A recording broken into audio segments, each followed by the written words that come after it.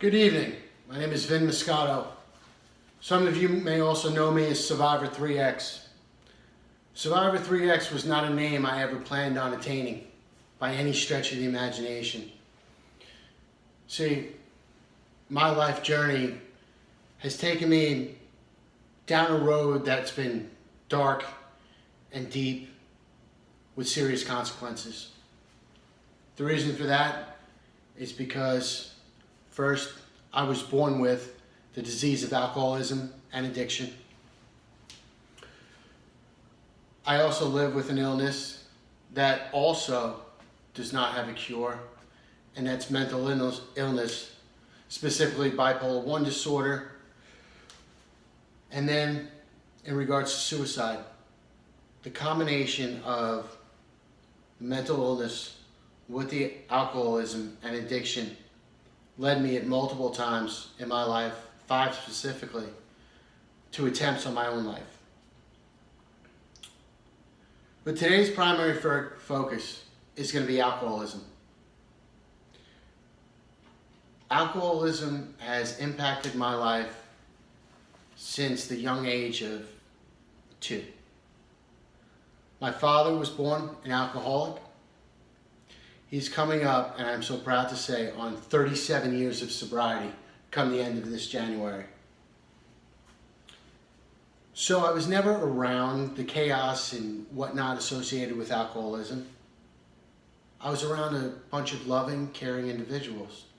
So here it is, all these fond memories. My dad's coming up on 37 years. What happened to me? How did I wind up with this thing? How did it impact my life? I took my first drink at 12. Was I an alcoholic at 12? I was not. High school football. Was captain of the football team, went to keg parties. Was I an alcoholic? No. I was a teenager having a good time. Maybe I drank an extra 1 or 2. And then at the ripe age of 20, I would cross a line. And it would cause me to suffer with for 14 years, the next 14 years. A spiritual malady, a soul sickness. I was blocked off from God, Jesus Christ, who is my Lord and Savior, who has saved me throughout this all so that I can help other people. I was blocked off. I had to go to a 12-step fellowship. The reason for it is because I was disrespectful in my mother's house. It was only her and I. I did some things that caused me to get kicked out of her house. In the interim of leaving her house and going into my own place, I went to a 12-step fellowship. I stayed for 87 days. Why do I know 87? Because in the 87th day, I was coming so undone with emotions and feelings. I didn't know what I was feeling. I was angry. I was crying uncontrollably. See, all those things were happening, but there was no healing going on. I know now today the reason for that was an inadequate presentation of the program of my 12-step fellowship. There were no books that I remember of, no literature, everybody talking off their own experiences instead of the experience left behind. That experience almost cost me my life. I hold no regrets. But that was a defining moment. See, I left that meeting at the age of 22 and left for 12 years. 12 years of insanity, getting worse year over year over year. My disease was progressing and progressing and progressing, and it was harder to control how much I was putting in my body. And there came a point where I was okay with dying an alcoholic addict death. At this point, I had lost my closest friends. I had lost the respect of my family. I accumulated a couple suicide attempts, hospitalizations, rehabs. I was okay with dying. I never thought it would come to that, but it did. See, at that same point in time, I lost control. I became powerless over alcoholism and drugs. And a lot of people can't comprehend that fact. How could Vin Moscato, who had such a great career in pharmaceutical sales, had this great education, was making all this money, how did he not have the willpower to just not pick up that first drink? The great fact is that I'm an alcoholic. I lost that power. I lost that power and choice. I lost that power and choice. And this disease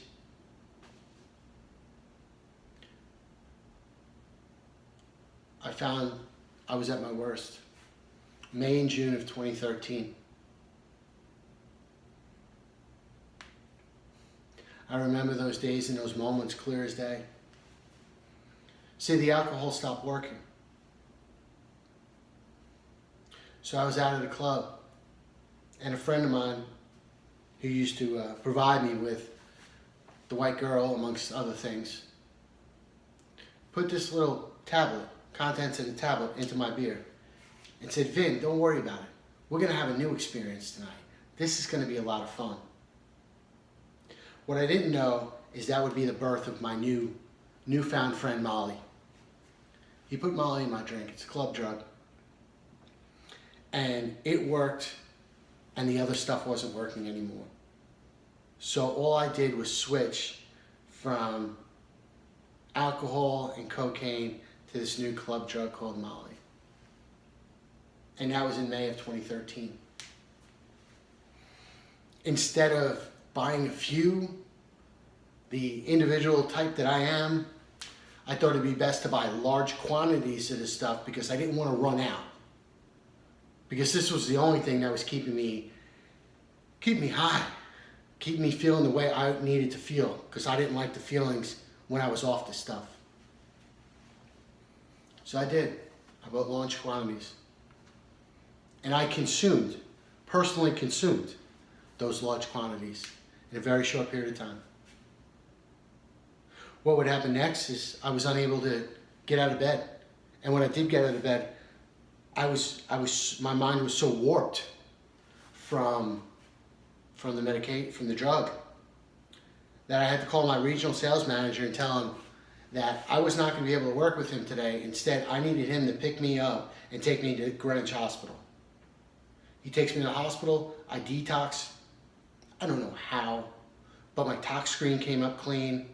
I went home, took the day to rest, went to my psychiatrist the next day, and got prescribed Suboxone, which many of you know is subs.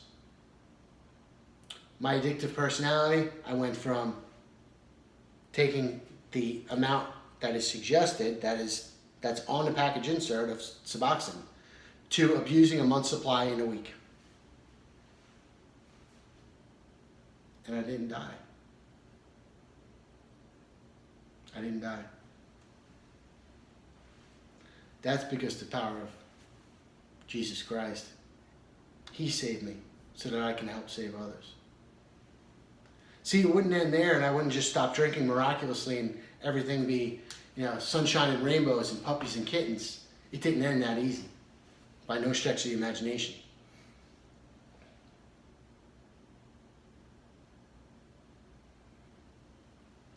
I would go up.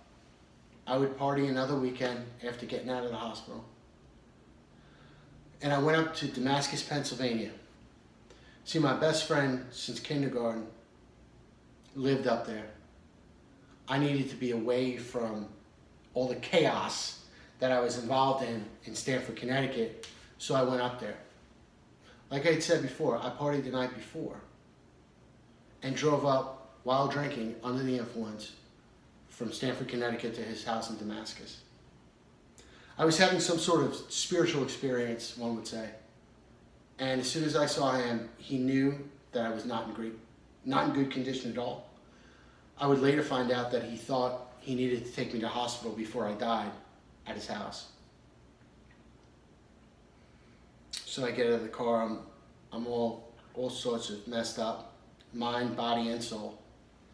And I tell him all these deep, dark secrets that I've been holding, and I feel released, and I feel good. And he tells me, Vin, you need to go into the bedroom and you need to lay down and get some sleep. Well, I laid down, I got some sleep, and later on when I woke up, we would go out to Home Depot, I remember, because he needs some building materials.